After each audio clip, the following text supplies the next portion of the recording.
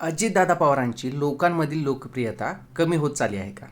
हा प्रश्न यामुळे येतो की अजितदादांचा नुकताच वाढदिवस झालेला आहे आणि जी कॉमन लोक अजितदादांबद्दल किंवा त्यांच्या वाढदिवसाबद्दल उत्सुकपणे त्याचं सेलिब्रेशन करत असतात ती यावेळी दिसली नाही आहेत. याचं कारणही असं असू शकतं, इलेक्शन पिरियडमध्ये दोन राष्ट्रवादी वेगवेगळ्या लढल्यानंतर अजितदादांचा तो नाराज झालेला, कुटुंबापासून वेगळा पडलेला चेहरा आणि त्यानंतर इलेक्शनमध्ये लोकांनी त्यांना दिलेली साथ. सर्वांना वाटलं असेल कामाचा माणूस आपले अजितदादा निवडून आल्यानंतर आपल्याला साथ देतील आणि मास मराठा मतदानसुद्धा त्यांच्या बाजूने थोडंफार झुकलं होतं. पण इलेक्शननंतर संतोष देशमुख हत्या प्रकरण असेल, त्यानंतर धनंजय मुंडेंचा राजीनामा, लांबलेला राजीनामा असेल, त्याच्यानंतर त्यांचे दुसरे कृषी मंत्री माणिकराव कोकाटे यांचे वेगवेगळे प्रताप असतील, या सगळ्या घटना पाहता आणि त्यांचे प्रदेशाध्यक्ष सुनील तटकरे यांचं भाजपला विचारून निर्णय घेऊ या टाईपचं वक्तव्य, या सगळ्या गोष्टी, तसेच छावा संघटनेच्या एका कार्यकर्त्यावर सूरज चव्हाण या युवक राष्ट्रवादीच्या नेत्यांनी केलेला हल्ला, या सगळ्या घटनांनंतर अजितदादा थोडेसे बॅकफूटवर दिसत आहेत. त्याच पद्धतीनं त्यांचा आक्रमकपणा कमी दिसतोय. नक्की काय झालं आहे?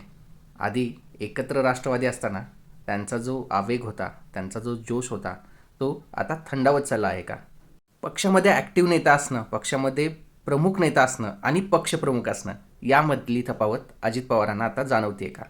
याआधी कोणतीही प्रकरणं घडत असतील, कोणाचे राजीनामे घ्यायचे असतील तर त्यावेळेला काका वाचवायला होते. पण आता स्वतःच सगळे डिसिजन घ्यायचे, स्वतःच सगळ्या गोष्टी पाहायच्या, याच्यानंतर अजित पवारांना ही प्रकरणं जड जाऊ लागलेत का? पक्षात त्यांचं कोणी ऐकत नाही आहे?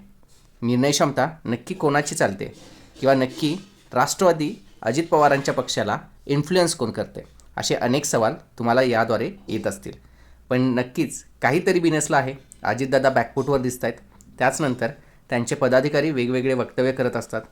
आता कृषी मंत्री कोकाट्यांचं उदाहरण घेऊया. त्यांनी याआधी वादग्रस्त विधानं केली आहेत, त्यावेळी त्यांच्यावरती टीकाही झालेली. आता रमी खेळताना ते विधानभवनात सापडले, त्याचा व्हिडिओ व्हायरल झाला. त्याच्यावरती त्यांनी राजीनामा देणार नाही अशी भूमिका घेतली आणि ही भूमिका घेतल्यानंतर त्यांनी पुन्हा एकदा एक वादग्रस्त विधान केलं. नक्की अजितदादांचे मंत्री, अजितदादांचे आमदार त्यांच्या कंट्रोलमध्ये आहेत का?